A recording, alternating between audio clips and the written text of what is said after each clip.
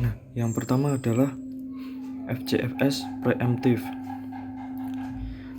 Jadi yang pertama kali masuk, maka dia yang pertama kali akan diproses. Tetapi karena sifatnya adalah preemptive, maka jika ada proses lain yang masuk, proses yang berjalan tadi akan dihentikan sementara. Contohnya, saya membuat 3 proses P1, P2, dan P3 dengan awal kedatangan 0, 2, 3 dan alokasi waktu proses burst time-nya 12, 8, 6.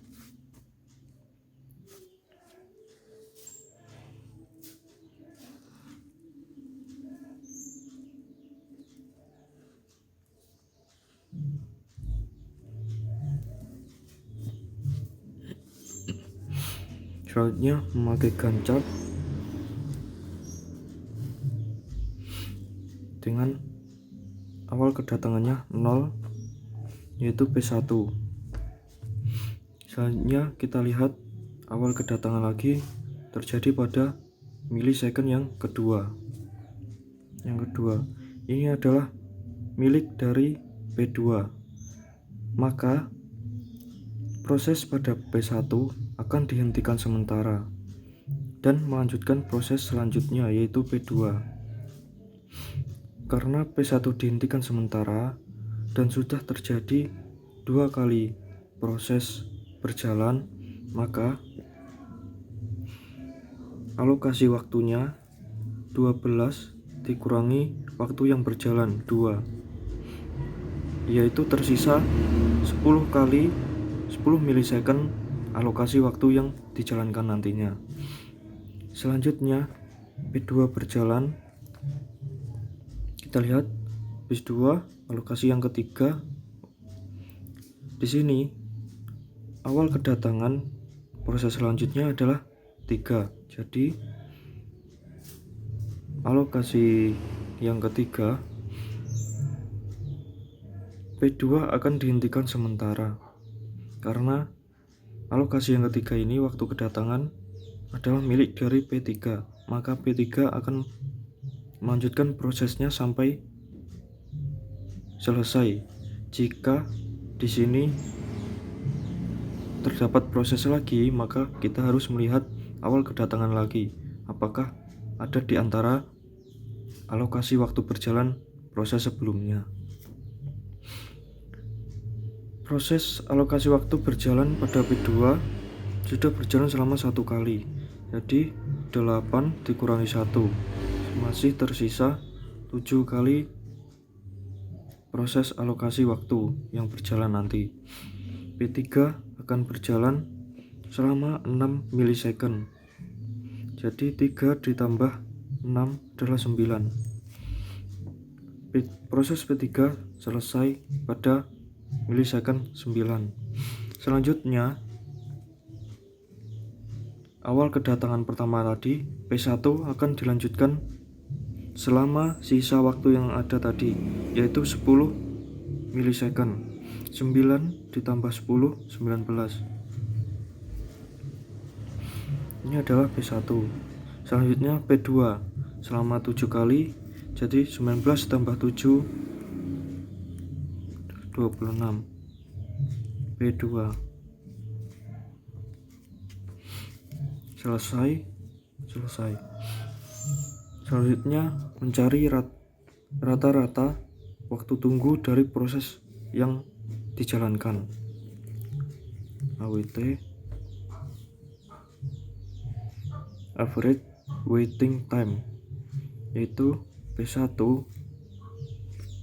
dimulai dari lanjutan proses tadi, yaitu dimulai dari 9 dikurangi awal kedatangan, yaitu 0, ini awal kedatangan,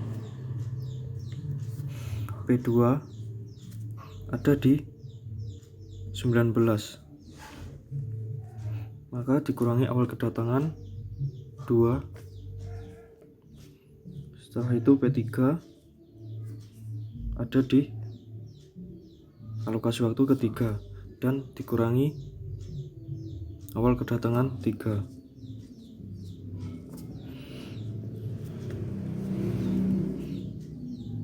Ada 9, 17, 0 dijumlahkan 6, 2. Rata-ratanya adalah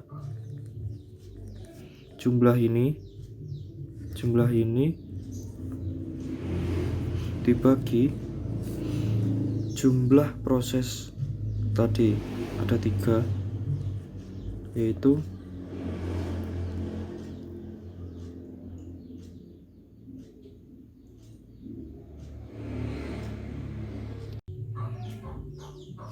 jadi 26 bagi 3 adalah 8,7 milisecond. Ini adalah waktu tunggu dari pergantian proses yang dilakukan.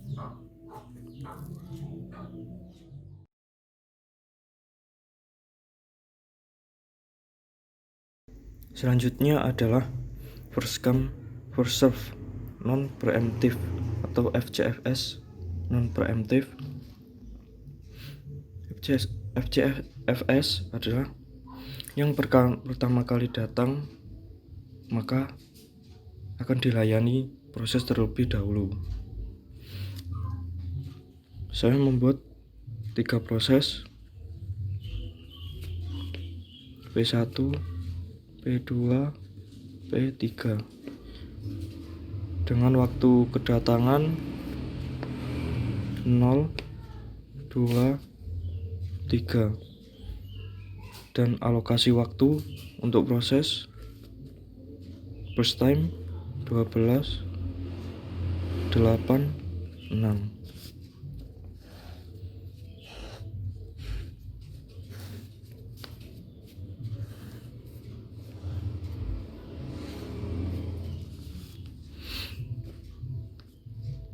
Kita pakai Gantt chart.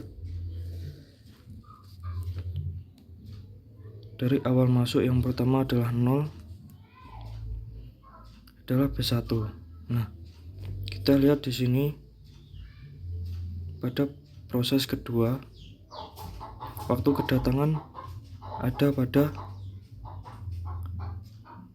di ms milisecond kedua. Ini adalah masih proses P1. Nah, di milisecond kedua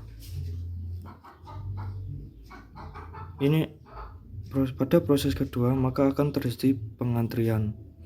Pada P2 maka P2 akan mengantri setelah P1 ini selesai setelah eksekusi selesai maka P2 ini akan jalan.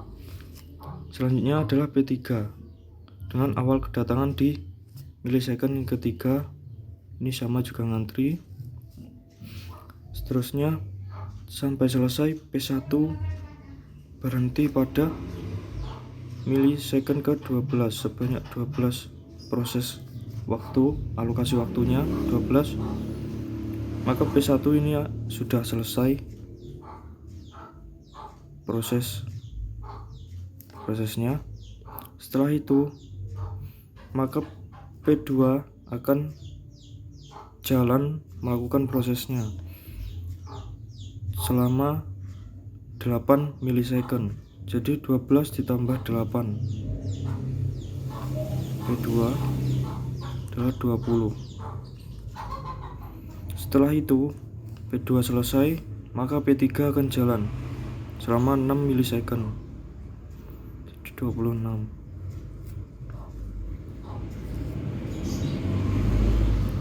Setelah itu kita cari rata-rata waktu tunggu selama proses berlangsung.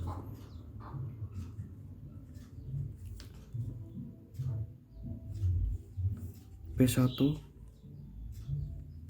dimulai dari 0 adalah P1 0, P2 dimulai dari 12 dengan waktu kedatangan adalah 2 dikurangi 2, P3 adalah 20 dikurangi waktu kedatangan AT sama dengan dikurangi 3 sama dengan P1 0, P2 8 dari 10, P3 17 dijumlahkan 27. Rata-ratanya AWT sama dengan 27 dibagi banyaknya proses. Banyak proses adalah 3. Jadi waktu tunggu selama proses berlangsung adalah 9 milisecond.